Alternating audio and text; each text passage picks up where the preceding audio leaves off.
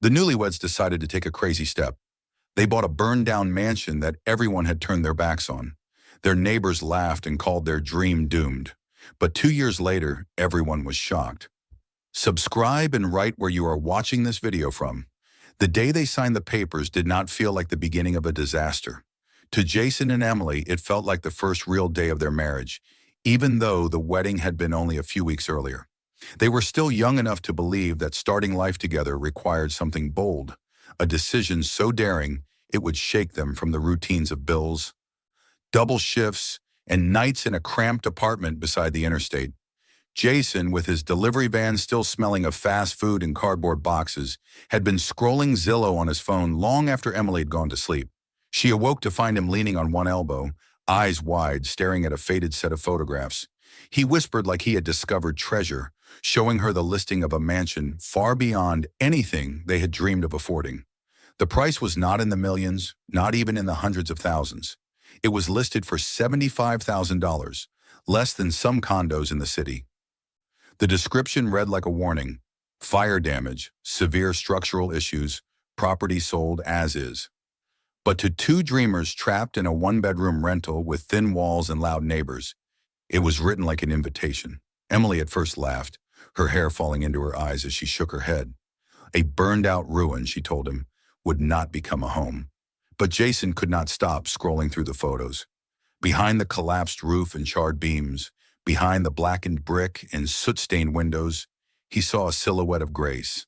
The mansion had been built in the 19th century, long before Nashville was a city of neon lights and music tourists. Its bones were proud and stubborn, still standing after fire had torn its heart out. Emily leaned closer, and slowly her laughter faded. In the wide staircase, she pictured children rushing down on Christmas morning. In the tall arched windows, she imagined sunlight pouring onto polished wooden floors. Dreams spread faster than reason, and within days they were making calls. Everyone they spoke to tried to dissuade them. Emily's parents were horrified, reminding her that their combined savings barely scraped $40,000, and that they lived paycheck to paycheck as it was. Jason's older brother called him insane, declaring that houses like that were black holes that swallowed money until nothing was left. Friends shook their heads, telling them to start smaller, to wait, to choose something practical. But neither Jason nor Emily had ever felt practical in their bones. They were children of a generation told that the American dream had slipped away, that houses were for the wealthy, that land was a myth, and so they wanted, more than anything, to prove everyone wrong. The drive to see the mansion felt like a pilgrimage. They left their apartment before dawn, coffee and travel mugs, the van rattling over highways that stretched into farmland. As the city thinned and the houses grew farther apart, a nervous silence settled between them. The GPS guided them down a narrow country road lined with old trees, their branches knotted like arthritic hands. And then the mansion appeared in the distance. It rose above a field of weeds, its roof gaping open like the jaw of a skull. Smoke damage had blackened the brick, windows were missing, and a porch sagged dangerously on one side. Emily felt her stomach tighten, and she almost reached for Jason's hand to beg him to turn around. But then she saw the guest house still standing behind it, intact, a small white cottage that seemed almost untouched by the fire. That image, so hopeful against the ruin, kept her silent as they parked. The real estate agent was already waiting, leaning against a dusty SUV. He had the tired look of a man who had given this speech too many times. He warned them as they stepped out. The ceilings had collapsed in places, the floors were not safe, and they should watch their step. He explained that the fire had started in the library when fumes from lacquer ignited. By the time firefighters had arrived, the flames had consumed the roof and much of the interior. The original owners had invested years of renovations, only to lose everything in a single night. Insurance had covered part of the loss, but the family had walked away, unwilling to pour more money into ashes. The mansion had been left to stand as a carcass, waiting for someone else to gamble. Inside, the air still smelled of smoke, though the fire had been months before.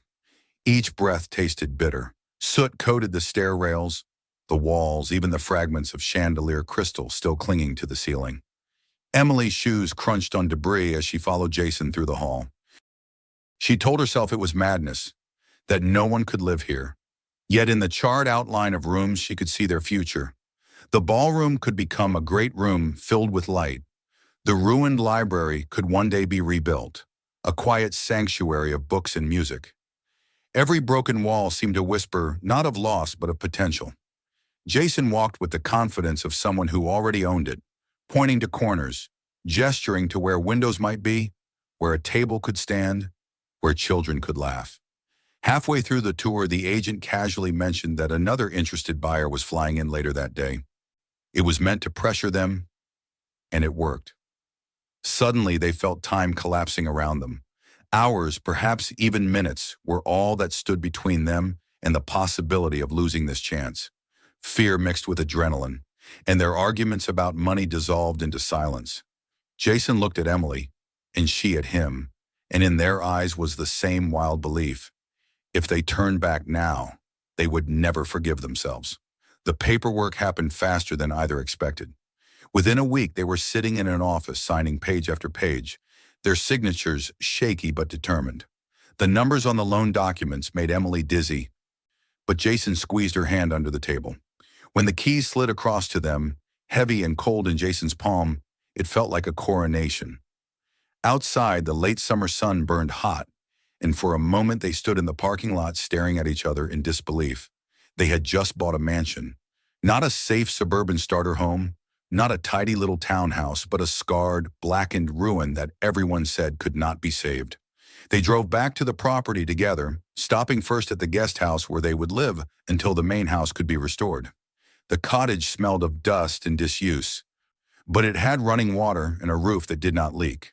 They opened the windows, let the air pour in, and sat on the bare floor, eating takeout pizza from cardboard boxes. Jason spread the original listing photos out beside them, comparing what had been to what could be. Emily leaned against his shoulder, exhaustion mingling with excitement. She asked him if they were crazy. He told her, smiling, that of course they were, but sometimes crazy was the only path to something extraordinary. That night, lying on an air mattress in the guest house, Emily could see the outline of the burned mansion through the window. It looked monstrous in the moonlight, jagged and wounded, but also majestic. She shivered, uncertain if it was from fear or from awe. Jason reached for her hand and whispered that this was the beginning of everything. She closed her eyes and tried to imagine the future. Painted walls, warm lights, the sound of laughter echoing through halls that no longer smelled of smoke. She told herself that no matter what others believed, this was their destiny. What they did not know, what they could not imagine, was how heavy destiny would become. Already the house seemed to breathe in the darkness, as if waiting, it would test them, challenge them, break them down and demand everything they had. In the days ahead, the illusions of easy transformation would burn away just as surely as the flames that had gutted the roof. They would discover that a house could be both dream and nightmare, salvation and curse. But for now, with the keys in their hands and fire still in their hearts, Jason and Emily believed they had just purchased the future, and in a way, they had. The first days in the mansion carried a kind of reckless magic. Jason and Emily told themselves they had stepped into a story bigger than their lives. A tale of grit and glory that would end with them standing on the porch of a restored historic home, waving to neighbors who had once mocked them. They walked through the gutted halls with flashlights, their beams cutting through the darkness and catching on fragments of wallpaper still clinging to the plaster. On broken chandeliers swaying with every breath of wind.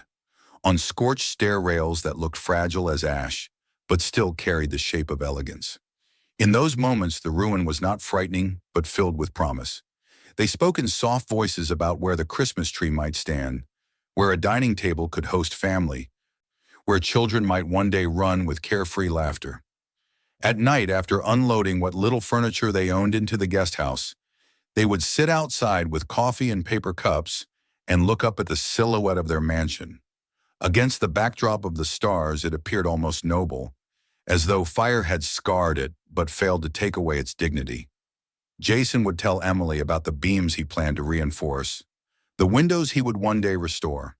Emily would sketch ideas in a notebook, writing down colors, fabrics, and the dream of a kitchen big enough for both of them to cook without bumping elbows. They convinced each other with words, painting visions in the air while ignoring the weight of what loomed above them. The first storm arrived only a few days later. Heavy southern rain hammered the roofless sections of the house, and the illusion of control vanished. Jason and Emily rushed inside with buckets and pans, setting them under steady drips. But the water came faster than they could catch. Sheets of rain seeped down blackened walls, streaking soot across the floor. The smell of wet smoke filled the air until it clung to their skin and hair. Emily slipped on the slick boards and scraped her knee, and Jason, panicked, pulled her back outside. They stood on the porch, shivering, watching the storm expose just how ruined their dream really was. The buckets they had left inside overflowed quickly, spilling water back across the floors. By morning, sections of plaster had fallen, littering the rooms with damp debris. It was the first time Emily truly wondered if the house was beyond saving. She tried not to say it aloud, but the thought pressed against her ribs. Jason sensed it anyway. He tried to joke, claiming they had wanted a water feature, and now they had one. His voice cracked halfway through the sentence. They ate breakfast in silence at the guest house, watching more rain fall through the cracked glass of the kitchen window. The following week brought more reminders of what they had bought. Electricians refused to touch the mansion after a quick inspection, warning of live wires exposed throughout the second floor. Jason shut off the main power and told Emily they could manage with extension cords run from the guest house. Every night they navigated the ruined halls with flashlights, their beams catching shadows that seemed to dart away just beyond sight. Floorboards moaned under their weight, some threatening to give way altogether. Emily admitted she heard whispers at night, faint sounds like voices in the walls, though Jason insisted it was just the wind finding gaps in the structure. Word spread quickly through the small community. When Jason drove into town for supplies, the cashier asked with a smirk if he was the kid who bought the fire grave. A neighbor leaning on his fence warned him kindly but firmly that no one had managed to keep that house standing, not in decades. "Place'll swallow your savings whole," he said, shaking his head. "Better to cut your losses before it buries you." Jason returned home with groceries heavier than his arms could bear, and a heart heavier still. The money they had set aside began to vanish. Every estimate from contractors was astronomical, higher than they had dared to imagine. One roofer, after walking the property for less than an hour, declared the entire roof had to be rebuilt and quoted a price that would eat more than half their savings. Another pointed at the foundation and muttered about cracks that might run deeper than the eye could see. A plumber inspected the remains of the system and refused to return until they had cleaned out the debris. Each time Jason showed the estimates to Emily, he tried to mask his fear with bravado, telling her they would figure something out. But she saw the way his hand lingered too long on the papers, as if holding them tightly might stop the numbers from shifting higher. Nights became harder. The guest house, which had felt quaint at first, now seemed cramped and hostile. Rain leaked through its roof as well, though only in thin streams, and Emily grew tired of setting out pans to catch the drips. They had no proper bed, only the same air mattress that sagged in the middle, pressing them together whether they wanted closeness or not. The smell of mildew crept into their clothes. Arguments began to slip into their evenings, small ones at first, over where to store tools or whether to eat out or save money. But they escalated as the stress grew. Emily accused Jason of dragging her into a nightmare. Jason snapped back that she had agreed, that she had seen the same dream he had. Their voices echoed in the tiny cottage until both fell silent, ashamed and exhausted. One night, after another day of scrubbing soot and trying to pry nails from blackened boards, Emily collapsed on the floor in tears. She admitted she missed their old apartment, noisy as it was, because at least there she could breathe without the scent of smoke choking her. Jason crouched beside her, unsure what to say. He felt the weight of every warning they had ignored pressing down on him. He kissed her hair and whispered that it would get better, though he was no longer sure he believed it. The next morning, they found a letter slipped under the guest house door. It was a notice from the county reminding them of property tax deadlines and inspection requirements. The words blurred as Emily read them, her eyes filling with tears again. To her, it felt like the world itself was mocking them, piling obligation on top of ruin. Jason crumpled the letter and tossed it aside, insisting they would manage. But a seed of doubt had planted itself deep. Still, not everything was bleak. There were moments, even in those early weeks, when light pierced through. Once, while pulling rotten boards from the dining room wall, Jason uncovered a section of wallpaper that had survived the fire. It was faded and curling, but its pattern of roses and vines spoke of the elegance the house had once known. Emily traced the outlines with her fingers, imagining dinners by candlelight, imagining warmth. Another evening, while lightning storms flickered in the distance, they sat together on the porch with blankets wrapped around their shoulders. For a few hours they talked not of bills or rot, but of what they still believed they could build. Those moments, fragile as glass, kept them from breaking entirely. But the blows of reality kept falling. Jason's van needed repairs he could barely afford, swallowing another chunk of their dwindling savings. Emily discovered mold creeping across the ceiling of the guest house bathroom. Their neighbors avoided them, or worse, treated them as foolish entertainment. Each day seemed to test their endurance more fiercely than the last. By the end of the first month, Jason and Emily no longer looked at the mansion with unfiltered awe. They looked at it with a mixture of fear and stubbornness, as if by staring long enough they might force it to bend to their will. Yet in quiet moments, when the house loomed in the moonlight with its gaping roof and hollow windows, they both felt the same chill of doubt. Perhaps everyone else had been right. Perhaps they had gambled their future on a corpse of a house. And yet they could not turn back. The keys were in their possession, the papers signed, the debt already theirs. They would have to keep going, even as the cracks widened beneath their feet. The dream still flickered, but its flame was unsteady, threatened by every gust of wind that slipped through broken walls. The honeymoon glow had faded, replaced by the grim understanding that they were not saviors of a forgotten mansion. They were its captives, and the house had only just begun to test them. The weeks of rain and exhaustion had left Jason and Emily hollow, their hope fragile as ash, but the house had its own strange way of luring them back from the brink. They were working late one evening, the smell of damp soot heavy in the air, when Jason swung a hammer against the remains of the dining room fireplace. He had been determined to clear away the last of the unstable stone before it collapsed on its own. Emily was sweeping debris into a pile nearby, her movements sluggish from fatigue, when she heard a different sound beneath the hammers strike a hollow thud, not the dull crack of brick. Jason froze, listening, and struck again, this time more carefully. The echo rang with a strange emptiness. They exchanged a glance, the first spark of curiosity they had shared in days, and Jason leaned in, pressing his ear to the blackened wall. With cautious blows, he chipped away at the mortar until the outline of a narrow cavity revealed itself. Emily's hands trembled as she held the flashlight steady, illuminating a space that had been sealed away for decades, maybe longer. The air that drifted out smelled stale, untouched by fire or rain. Inside lay a small bundle wrapped in a cloth stiff with age and soot. Jason reached in, his fingers brushing against the brittle fabric, and pulled it free. The cloth disintegrated at the corners, revealing objects that shimmered even under layers of dust.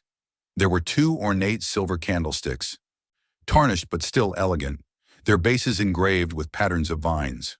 A small wooden box rattled with the weight of something inside.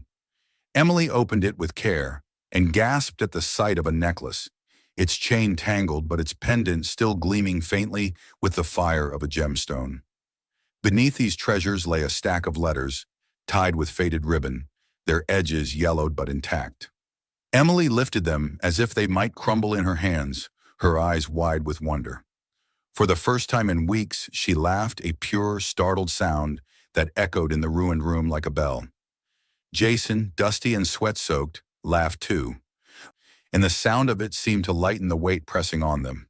They carried their discovery to the guest house, spreading the items on the floor under the harsh glow of a single lamp. Emily began to untie the ribbon around the letters, and they read by turns, piecing together the story of a family who had lived in the mansion nearly a century earlier.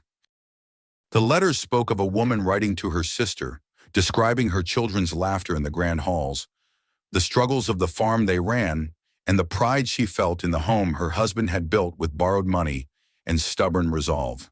The words blurred the lines between past and present. Emily felt an odd kinship with the woman who had written them, Another wife clinging to hope in a house that seemed determined to test every ounce of strength. Jason held the silver candlesticks in his hands and declared that they were worth something, more than sentiment. For the first time, the ruin offered not only despair but the possibility of gain. The next morning they drove into town, the candlesticks and necklace carefully wrapped in cloth. The antique shop smelled of wood polish and old books, its shelves crowded with relics from other lives. The owner, a man with sharp eyes and careful hands, examined their finds with reverence. He confirmed what Jason suspected. The silver was genuine, and though tarnished, it held significant value. The necklace, too, with its small gemstone, could fetch a good price. The sum he offered was modest compared to their looming expenses, but to Jason and Emily it was a fortune.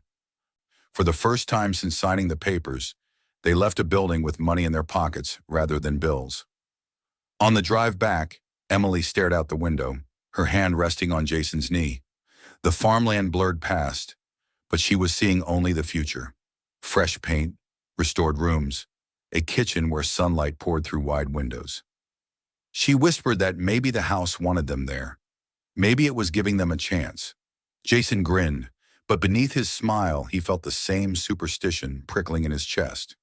It was foolish, but he could not shake the thought that the mansion had chosen them, that it was offering treasures in exchange for their faith. The money from the sale did not stretch far, but it stretched just enough. They bought tools Jason had long needed but never afforded. A sturdy saw, a reliable drill, protective gloves, new tarps to cover exposed sections of roof. Emily picked out buckets of paint, not for the main house yet, but for the guest house, determined to make at least one corner of their world livable. Together they scrubbed walls until their knuckles ached, scraping away mold and smoke stains. The work was grueling, but it was work with purpose, fueled by the gleam of silver and the memory of the letters. Late at night, when their muscles ached too much to sleep, they reread those letters by lamplight. The words of that long-dead woman seemed to speak directly to them, reminding them that every house holds stories of struggle and resilience. Emily confessed she felt less alone knowing someone else had once stood in these same halls facing hardship. Jason admitted that the discovery had rekindled his fire, that he no longer saw only rot and ruin, but the glint of what could be. Hope crept back into their voices.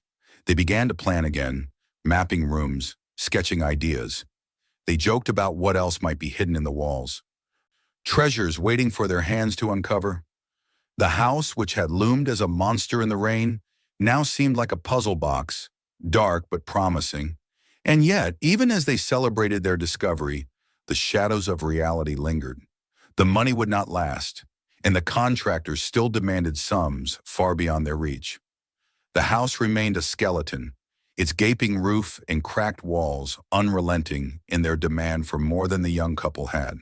Still, for the first time since the storm had soaked them through, Jason and Emily walked across the scorched floors without feeling entirely defeated. The ruin had given them a gift, and in that gift they found strength enough to keep going. As they stood on the porch one evening, watching the sun sink behind the fields, Emily rested her head on Jason's shoulder and whispered that she believed they could do it. Jason, gazing at the silhouette of their broken mansion, nodded. He wanted to believe it too. The hidden cache had reminded them that even in ashes, beauty could endure. But deep inside, he knew this was only the beginning.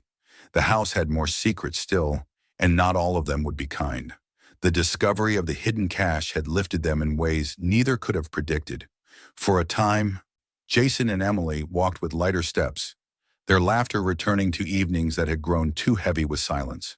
The silver candlesticks, the necklace, even the letters had become symbols of resilience, proof that the house held not only ruin, but hidden gifts. They invested the small windfall with care, buying tools, tarps, and paint. And for a short while it seemed that perhaps the tide was shifting. But hope, like the fragile plaster walls still clinging to the skeleton of the mansion, could crumble at the slightest pressure. It began with the decision to hire help. Jason, despite his eagerness to learn, knew the scale of the roof repairs was beyond his skill. He had read enough forms, watched enough videos, but the thought of balancing on blackened rafters 2 stories high made even his stubborn heart hesitate. Emily encouraged him to seek professionals, arguing that if they continued to patch holes and cover beams with tarps, the house would rot faster than they could save it. So they reached out, calling contractors, showing them the property, and listening to estimates that made their stomachs churn. One crew offered a price so staggering that Jason nearly laughed in the man's face. Another walked through the house with an expression of pity, declaring that the foundation itself might be compromised, though he admitted he had not checked thoroughly. In the end, they chose a small company willing to work on a budget. For a few days, relief replaced dread. Trucks pulled into the driveway, men carried ladders and tools, and the rhythm of hammers striking wood filled the air. Jason stood with his arms crossed, trying to look like a man in charge, while Emily watched with wide eyes, envisioning the skeleton of the roof transforming into something whole again. She made coffee for the workers, offering it in paper cups, grateful for their presence. For the first time since they moved in, the house echoed not only with memories of loss, but with the sound of restoration. But it did not last. The crew worked for less than a week before tensions surfaced. They began demanding additional money for materials, claiming the damage was worse than expected. Jason, already stretched thin, tried to negotiate, but his inexperience showed. Arguments grew heated, voices raised on the porch, until finally the workers loaded their tools back into their trucks and drove away, leaving the roof half dismantled.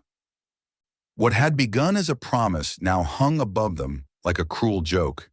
Beams exposed, tarps shredded by the wind, water leaking into places that had once been spared. Jason and Emily stood beneath the skeletal frame of the house and felt the weight of betrayal pressing down like the storm clouds gathering overhead. Winter arrived early that year.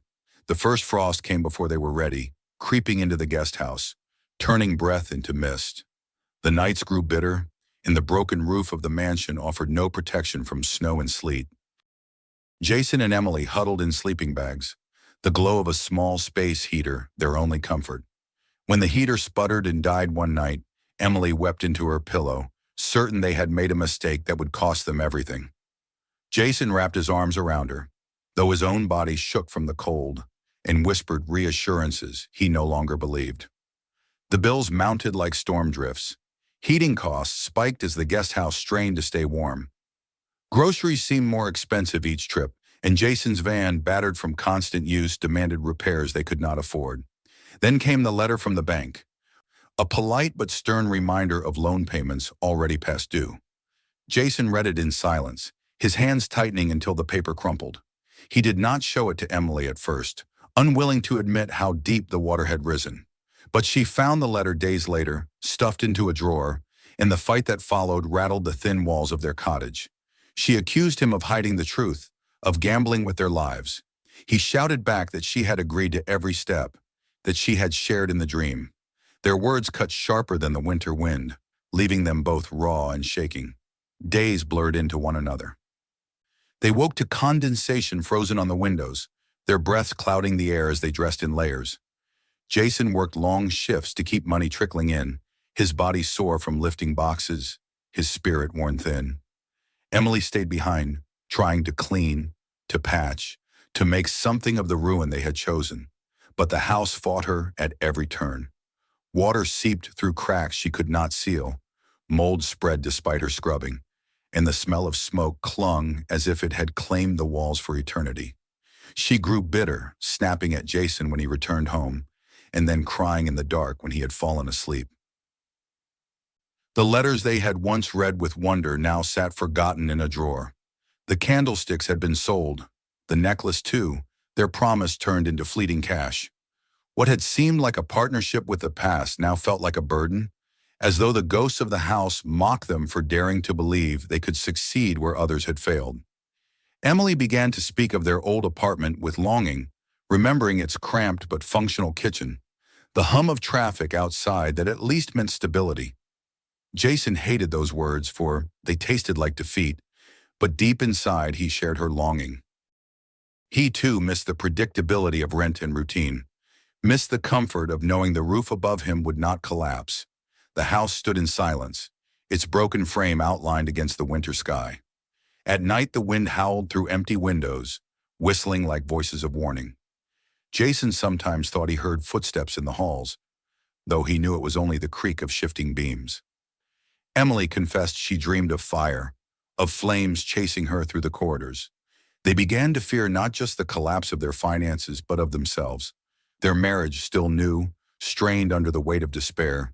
They spoke less, touched less, moved around each other like ghosts sharing the same small space.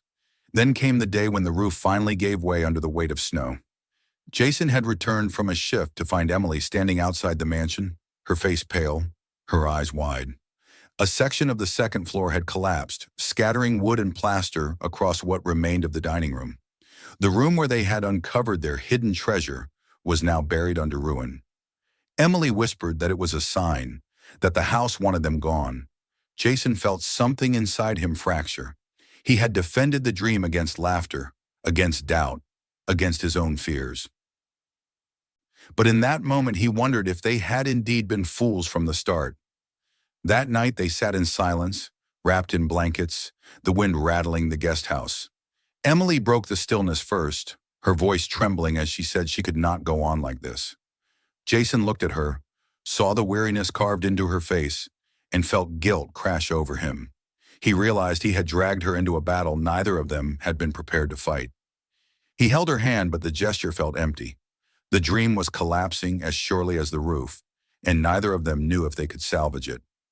The mansion loomed in the darkness, a silhouette of failure against the winter moon. It no longer looked like a promise or even a challenge. It looked like a tomb for their hopes, a grave they had dug with their own hands. And as they lay awake in the cold, listening to the groans of wood surrendering to the weight of time, Jason and Emily faced the question they had avoided since the beginning. Had they gambled their lives on nothing more than ashes? The winter night when Emily confessed she could not go on lingered between them like smoke that refused to clear. In the days that followed, silence grew heavy in the guest house, and even the smallest tasks became burdens. Jason left before dawn for work, returning long after dark, his clothes soaked with sweat from lifting packages, his eyes dimmed by exhaustion. Emily moved through the rooms alone, scrubbing at mold, sealing drafts with towels, but her movements were mechanical, drained of hope. They lived together but apart, two souls bound by a ruin that had stolen their laughter. The collapse of the roof seemed not just a physical failure, but a final blow to their fragile dream, and in its shadow their marriage faltered. Yet the house itself did not crumble completely. For all its scars, it still stood, its blackened walls defiant against the winter wind. And perhaps it was that stubbornness that began to kindle something deep within Jason. He had always believed in the value of persistence, that the measure of a man lay not in how easily he won, but in how fiercely he endured. One evening, after another long day at the warehouse, he found Emily sitting by the guest house fireplace, her face lit by the weak glow of dying embers. He sat beside her, neither speaking at first until the silence became unbearable. "I know I've let you down," Jason said quietly. His voice cracked with weariness, but his words carried a raw honesty. Emily turned to him, eyes rimmed with tears, but she did not interrupt. "I thought I could handle it all. I thought just wanting this was enough. But I can't fight the house alone. Not like this. Not against the weather, the debt, the world." He reached for her hand, roughened and cracked from labor, and held it as though anchoring himself. "If you want to leave, I'll understand. But if you'll stay, I'll fight with everything I have. We'll do it ourselves. No more waiting for miracles or contractors. Just us." For a long moment, she did not respond. The only sound was the hiss of wood collapsing into ash. Then Emily whispered, "If we walk away now, everything we've lost will mean nothing. Maybe we can't win. Maybe we'll fall apart trying, but I can't bear to think we gave up before we truly fought." She squeezed his hand, and though her grip was weak, it carried the strength of a vow. In that fragile moment, they made their choice.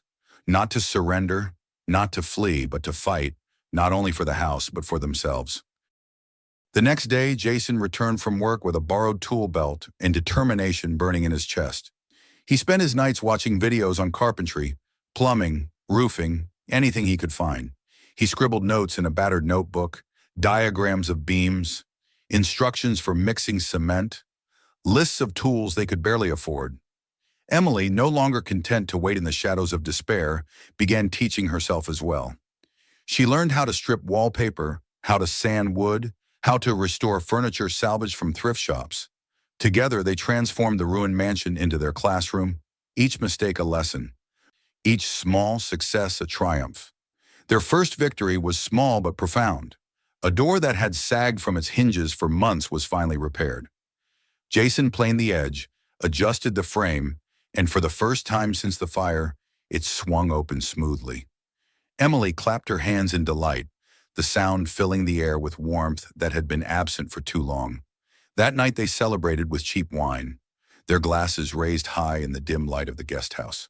The door was only one of thousands of tasks, but it was proof that their hands could shape the ruin into something better.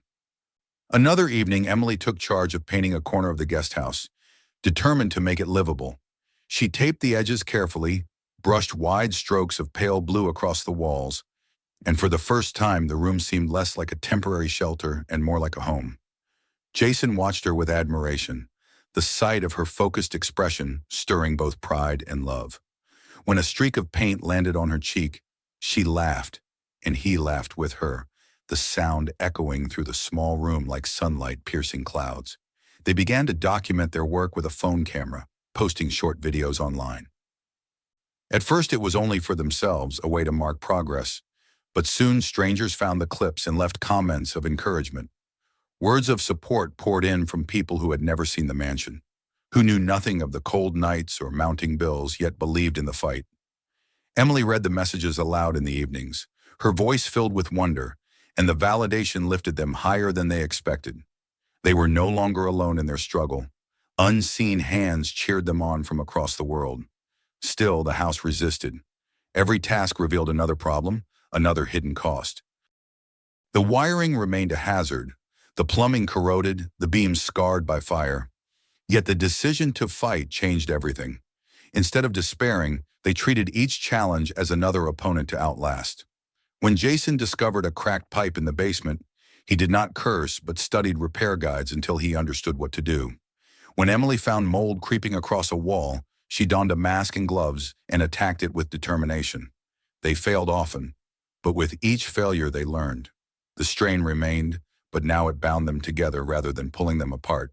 Where once they argued bitterly, now they encouraged each other through exhaustion. They fell asleep side by side on the same sagging mattress, their bodies sore, but their hearts steady. The house still loomed in darkness, but now it no longer mocked them. It challenged them, and they accepted. Winter dragged on, cold and merciless, but they endured. They wrapped themselves in layers, sealed cracks with tape and blankets, cooked simple meals on a hot plate, and dreamed aloud of the spring to come. Jason told Emily of the rooms he wanted to rebuild, the spaces filled with light. Emily described gardens she would plant, colors she would paint. Their voices spun visions in the cold air, visions that warmed them better than any heater. One night, sitting together by the faint glow of a lantern, Emily took the old letters from the drawer. She read them again, her voice soft, carrying across the small room. Jason listened, the words of that long-ago woman reminding him that hardship was not unique to them, that every family who had lived in the mansion had faced trials of their own. He realized then that the house was not simply a ruin to be restored. It was a legacy to be continued, and in that realization, the fire of determination burned brighter. By the time the first buds of spring appeared, Jason and Emily had transformed not only parts of the guest house, but themselves. They were no longer frightened dreamers stumbling through darkness. They were fighters, partners bound not only by love, but by the weight of a shared mission. The mansion still stood wounded, but so did they. And now, instead of fearing collapse, they looked at it with the fierce conviction of survivors. The decision to fight had not solved their problems, but it had reshaped them. The ruin that had once threatened to bury them now became the battlefield where they proved their worth. And though they knew the hardest days still lay ahead, they also knew they would face them side by side, armed not with wealth or experience, but with resilience, love, and the stubborn refusal to let their dream die. Spring came late that year, the air still heavy with chill when the trees began to bloom. For Jason and Emily, the shift in seasons carried with it a renewal that matched the change within themselves. The long winter of despair had given way to a fragile determination, and now the thaw seemed to mirror the stirring of hope inside their hearts. The mansion, though still scarred and wounded, no longer looked like a tomb. It looked instead like a challenge they had chosen, one they would not abandon. One bright morning, Jason decided to tackle the basement, a place they had avoided through the worst of the winter. With a flashlight in one hand and a crowbar in the other, he descended the crumbling steps while Emily followed cautiously. The air was thick with dust and dampness, and the walls bore long streaks of soot. Wooden shelves sagged under the weight of forgotten boxes, their lids warped by time. Jason pried one open, coughing as a cloud of dust billowed out. Inside, beneath rotted fabric and crumbling paper, lay a collection of books bound in cracked leather. Emily lifted one gently, brushing away dirt to reveal gilded lettering. Her heart raced as she realized what they had stumbled upon. A small library, hidden and neglected, its volumes survivors of both time and fire. Deeper among the boxes they found more relics. A tall mirror leaned against the wall, its frame carved with ornate patterns of ivy and roses, the glass dulled but unbroken. Emily gazed into it and shivered, half expecting to see not her reflection, but the faces of those who had lived here long before. Jason tested the frame, marveling at its craftsmanship, whispering that it might be worth more than anything they had yet uncovered. They carried what they could upstairs, setting the books in a dry corner and covering the mirror for safekeeping. These discoveries, though small in comparison to their towering debts, felt like blessings. The hope gave them fuel. Emily dedicated herself to reclaiming one room at a time, starting with what would become their future living space. She spent hours stripping wallpaper, sanding walls, and learning how to patch cracks. When her arms ached and her back throbbed, Jason stepped in, guiding her hands, reminding her they were not alone. Together, they transformed a ruined space into something resembling a home. It was still rough, the scent of smoke lingering, but when Emily set a lamp in the corner and laid down a rug, the room glowed with warmth they had not seen in months. Jason, driven by stubborn resolve, began learning how to replace sections of the roof himself. He borrowed equipment from a neighbor willing to lend it in exchange for future favors. With trembling legs, he climbed the rafters, nails in his teeth, his hands calloused from gripping beams. Emily stood below, her heart hammering with fear as she watched him balance against the sky. Each successful board laid down became a victory, proof that they could claw their way forward even without professionals. At night, he collapsed into bed, his body battered, but his eyes burned with the satisfaction of progress. Not everything was triumph. There were days when the house seemed to strike back. Jason dropped a hammer that nearly shattered one of the salvaged windows. Emily discovered a crack in the foundation that made her cry with frustration, certain it spelled the end of their efforts. An inspector arrived unannounced one afternoon, threatening fines for the unsafe condition of the structure. But they faced each setback differently now. Instead of falling into despair, they found ways to adapt. Jason reinforced the foundation with every scrap of material he could find, while Emily charmed the inspector into giving them more time. They were no longer merely surviving the ruin, they were shaping it. Through it all, their marriage bore the scars of strain. Long days of labor often left them snapping at each other, their patience worn thin. Emily grew angry when Jason spent money on tools instead of groceries. Jason resented the hours Emily spent cleaning when he thought structural repairs mattered more. Yet each fight ended the same way, with exhaustion giving way to tears, and tears giving way to forgiveness. They would collapse into each other's arms, admitting fears, confessing doubts, and reminding themselves that they were stronger together. In the intimacy of those reconciliations, their love deepened, tempered like steel by fire and pressure. The mansion itself began to reflect their perseverance. With each new board, each fresh coat of paint, each salvaged relic restored, its transformation became visible. Visitors who once mocked them now paused in surprise, admitting that the house looked less like a ruin and more like a work in progress. Some even offered help, bringing supplies or lending tools. Though Jason still bristled at pity, he accepted what was given, understanding now that pride alone could not build a home. Emily found joy in the small details. She restored a weathered chair discovered in the basement, sanding it smooth and painting it until it gleamed. She planted flowers in cracked pots outside the guest house, their colors bright against the dark backdrop of the mansion. One evening, she lit candles in the room they had reclaimed and served dinner on a makeshift table. Jason, bone-tired from hours of hammering, sat down and felt tears prick his eyes. For the first time in what felt like forever, he felt not just like a builder of walls, but a man sitting in his home. The voices of doubt, once so loud in their minds, grew quieter. They had not erased the challenges. The debts were still vast, the repairs endless, but they had proven to themselves that they could endure. Each discovery in the basement, each task completed, each argument survived became a stitch binding them tighter together. The house, once an enemy, had become a crucible, forging them into something stronger than they had been. Yet even as wonders emerged from the ruins, the shadows of hardship lingered. Jason knew their resources were dwindling. Emily knew exhaustion could not be staved off forever, but neither spoke of surrender now. They had chosen to fight, and fight they would, one board, one brick, one breath at a time. As summer's warmth spread across the land, they stood on the porch together, looking out at the fields bathed in golden light. The mansion loomed behind them, still scarred but alive in ways it had not been since the fire. Emily leaned into Jason and whispered that she could almost see it finished, every room alive with light, every wall echoing with laughter.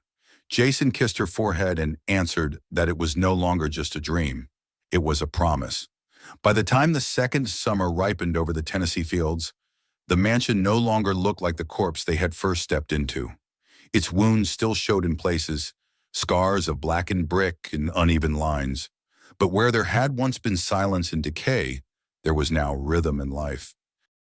Jason and Emily had endured storms and snow, had bent beneath the weight of doubt, had fought with each other and with themselves. Yet somehow they had survived. And more than survived, they had created something new. The house stood not as it had before the fire, but as a rebirth, a place shaped by their hands, their sweat, and their refusal to surrender. The final months of work had been the hardest. There was no longer the novelty of discovery or the thrill of finding treasures in forgotten basements. There was only the grind of finishing what they had started. Jason rose before dawn to cut lumber, his arms aching as he lifted beam after beam. Emily spent long hours bent over trim and flooring, her knees bruised and her hands blistered. The money they scraped together barely covered materials, and yet they pressed on. Nights often ended with them too tired to eat, collapsing onto their mattress with dust still clinging to their hair. But in those exhausted hours, when their bodies touched in the dark, they found comfort in knowing that every ache carried them closer to the life they had imagined. It was Emily who insisted on repainting the exterior herself. She refused to hire anyone, even when Jason argued that it would take weeks they could not spare. With a steady hand, she coated the walls in clean white, covering the last of the smoke stains and fire scars. Neighbors stopped to watch, some still shaking their heads at the stubbornness of it, others quietly impressed by her resolve. By the time she finished, the house seemed to gleam in the sunlight, no longer a ruin but a vision of modern grace rooted in old bones. Jason, seeing it one evening from the road as he returned home, felt a swell of pride so fierce it brought tears to his eyes. Inside, the rooms took on character at last. The living room, once choked with debris, now opened wide and bright, the light spilling in through windows Jason had set with trembling hands months before. The kitchen, Emily's kingdom, smelled of fresh wood and paint. With counters she had sanded herself until they shone. She filled shelves with mismatched dishes, treasures from thrift stores that together looked like art. Upstairs, the bedrooms were simple but whole, their walls painted in soft tones that spoke of rest. The master bath, though far from the luxury of glossy magazines, carried dignity in its restored tile and the salvaged mirror framed in carved roses. The house was not perfect, how could it be? It a worry, but it was theirs. The finishing of the driveway nearly broke Jason.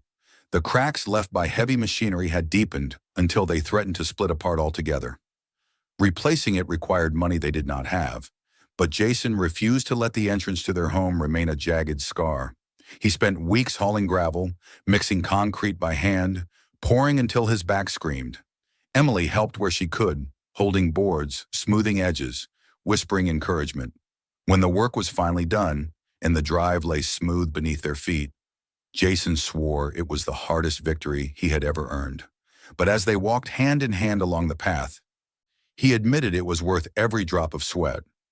The day they invited their neighbors was one Emily had dreamed of since the beginning. She scrubbed floors until they gleamed, arranged flowers in salvaged vases, and set out food on the long table in the dining room. Jason hung strings of lights across the porch, their glow warm against the evening sky. As guests arrived, there were gasps, murmurs of surprise. The same people who had once mocked them, who had whispered that they would fail, now stood wide-eyed in admiration. Parents who had begged them not to buy the house now admitted they had underestimated their strength. Jason's brother clapped him on the shoulder, grinning with reluctant pride. Emily's mother hugged her daughter tightly, whispering that she had never been more wrong and never more proud. For Jason and Emily, it was not about vindication, though the praise was sweet. It was about standing in those halls and knowing they had not surrendered. Each room echoed with the sound of voices, of laughter, of music, and for the first time the mansion felt alive again. Children ran up and down the restored staircase. Candles flickered in the silver candlesticks they had refused to sell, and the old mirror caught reflections of faces smiling where once there had been only shadows. The house had been resurrected not by wealth or expertise, but by sheer will. Later, after the guests had left and the lights had gone dark, Jason and Emily stepped out onto the porch together. The fields stretched before them, silvered in the moonlight, and behind them the house stood tall, its windows glowing softly in the night. Emily leaned against Jason, her head resting on his shoulder, and whispered that she still couldn't believe it. Jason held her close, his heart pounding with a mixture of pride and disbelief, and answered that belief had never been the point. What mattered was that they had done it, against every odd, against every voice that told them it could not be done. In the silence of that night, they reflected on what the house had taken and what it had given. It had stolen their savings, tested their marriage, driven them to tears and despair. But it had also forged their resilience, deepened their love, and given them a story that would outlast them. Where others saw ruin, they had found purpose. Where others saw ashes, they had built a home. The mansion no longer smelled of smoke. It smelled of fresh paint, of wood warmed by the sun, of flowers Emily had placed in the windows. It was not the house they had first dreamed of, nor the one the fire had destroyed. It was something entirely new, something born of suffering and stubbornness, of mistakes and miracles. It was theirs. As the night deepened and the cicadas sang in the fields, Jason and Emily sat together on the porch steps, their hands entwined. They looked out at the land that surrounded them, at the home they had rebuilt with their own hands, and knew that the struggle had not been in vain. Their story was not one of defeat but of rebirth. They had not just restored a house, they had built a life stronger and truer than the one they had imagined when they first signed the papers. And in that moment, beneath the vast Tennessee sky, they understood that the mansion was no longer simply a house at all. It was a testament to love, to endurance, to the reckless courage of two people who refused to surrender. It would stand long after their bodies grew tired, long after their names faded, carrying within its walls the proof that sometimes the impossible is only waiting for someone brave enough to try. If you love this story, make sure to hit subscribe so you don't miss the next unbelievable journey. Check out the other videos on our channel for even more shocking transformations, and share this one with your friends because they won't believe what happened until they see it.